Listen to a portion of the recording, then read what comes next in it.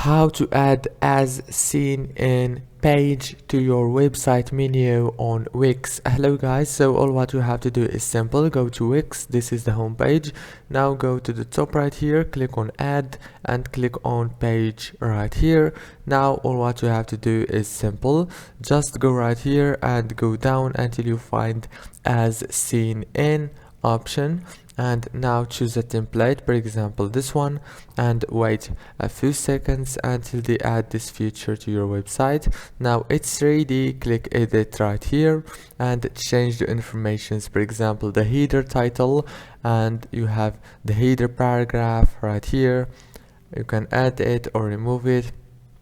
You can also change the design, the pictures, and all those things, as you can see.